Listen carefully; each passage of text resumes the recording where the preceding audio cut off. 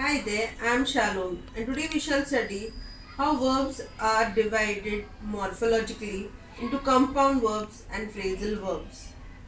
In the first video, I had showed you about how verbs are action words, and these action words being words have, has word, had words, they all come under syntactically categorized.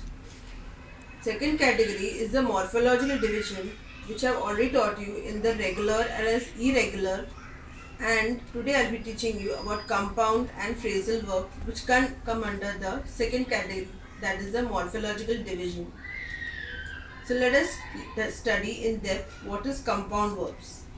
Let us see the definition of compound verbs. Compound words are two or more verbs which are joined by a coordinating conjunction. A coordinating conjunction, for example, for, and, or, but, yet, so. We see that we use two or more verbs. For example, I see over here, I ate club sandwich and drank soda.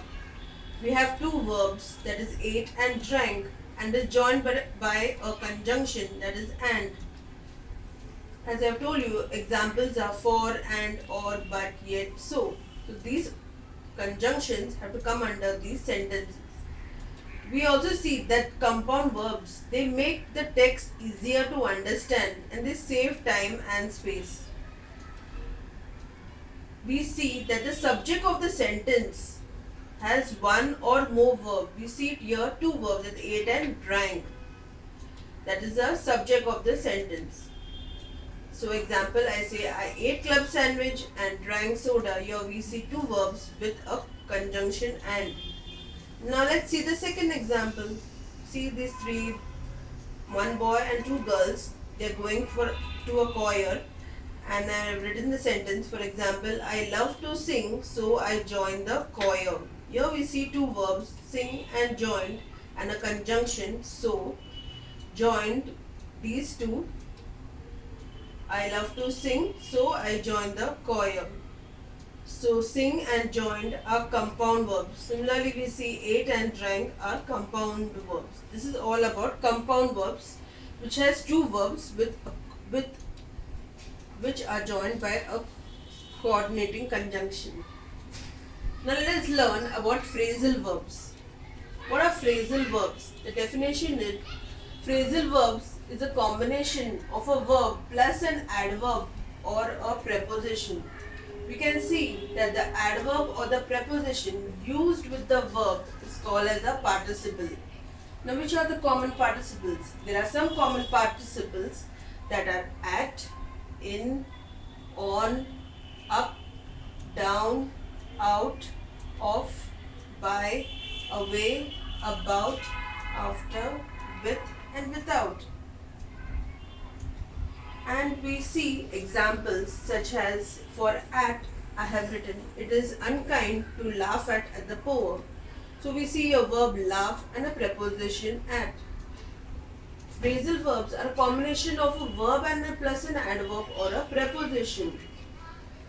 Let us see for in, what I have written, hold in your temper please. We see hold in is a phrasal verb. We look at the third sentence. Please turn the television on. We see turn on is the phrasal verb. Now we see that this verb plus adverb and preposition is not seen as a verb plus an adverb or a verb or a preposition. It is expressed as a whole. You have to see the word as a whole. For example, for the up, I have written example, be a good child and give up your bad habits. So, give up is the phrasal verb.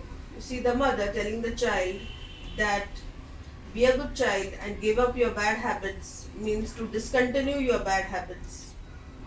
Similarly, we see the meaning of please turn on the television means please switch on the television, or we can say please switch off the television. We can compare these two sentences and say that you can know the meaning of the sentence by the sentence itself. It is unkind to laugh at the poor. It's not very kind to laugh at the poor. And to hold in one temper means to just wait, hold on your temper, means to stop your temper for some time or just hold it for some time. Now we see another verb used for up. For example, I say I got up at 7 this morning. So got up is a phrasal verb. Got up means he rises up from the bed. See this boy, he rises up from the bed at 7 this morning. So got up is used as a phrasal verb. Phrasal verb is a combination of verb plus a preposition we see over here. For example, got up. Now let us look for down. What I have written in the example. Let's look at the sixth sentence. Prices of pulses have come down now. Now we see come down means it is decreased or it is lower down. The prices of pulses have decreased or prices of pulses have lower down. So we can see the phrasal verbs come down. Now let us look for out. The light has come. Now blow out the candle. What do you mean by blow out? You can see this girl telling the sentence. The light has come. Now blow out the candle.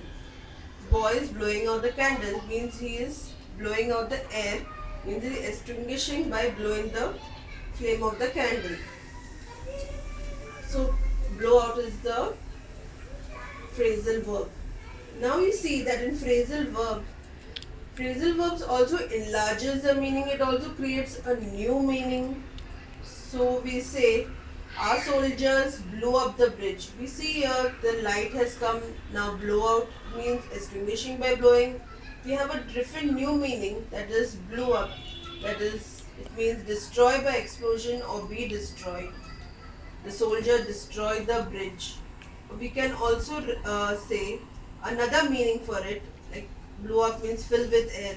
Like the children blew up the balloons, also means inflated. Now we see other phrasal verbs like as look after.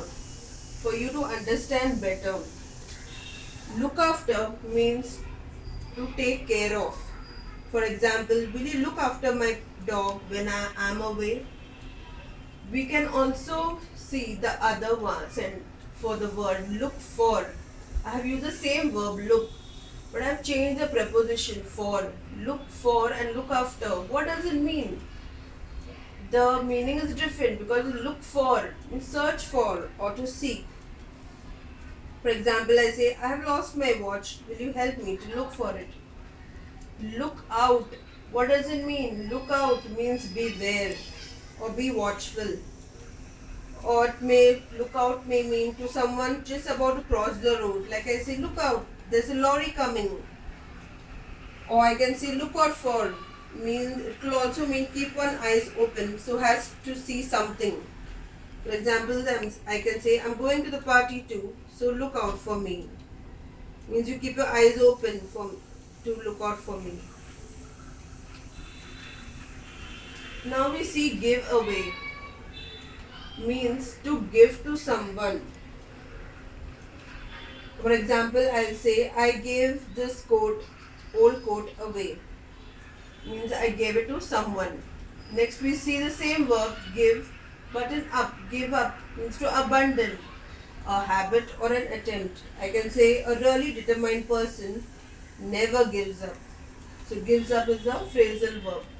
And you can see new meanings are made by give away, give up, or look after, look for, or look at. Now we see the phrasal verb. It is possible to have two different meanings.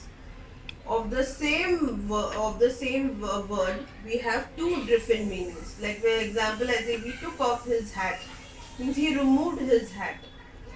We can also this meaning can also have a second meaning. So I say the plane took off at 10 o'clock. Means the plane left the ground and began to fly. We have two different meanings. Took off means removed, and here took off means left the ground and began to fly. Now we see the third sentence, that the new article has really taken off. There is a third meaning to it. Taken off means become popular very quickly. The article became really popular very quickly. Now we see another meaning. When he saw the policeman coming, he took off the opposite direction. Here the took off meaning means he started running suddenly. When he saw the policeman coming, he started running suddenly in the opposite direction. So we see here there are many different meanings for this phrasal verb took off. So phrasal verb is a combination of a verb plus an adverb or a preposition, and this adverb preposition used with the verb is called as a participle. So here I have completed about verbs in the morphological division, that is regular verbs, irregular verbs, compound verbs and phrasal verbs. In my next video, you will learn about how verbs are categorized syntactically. Thank you.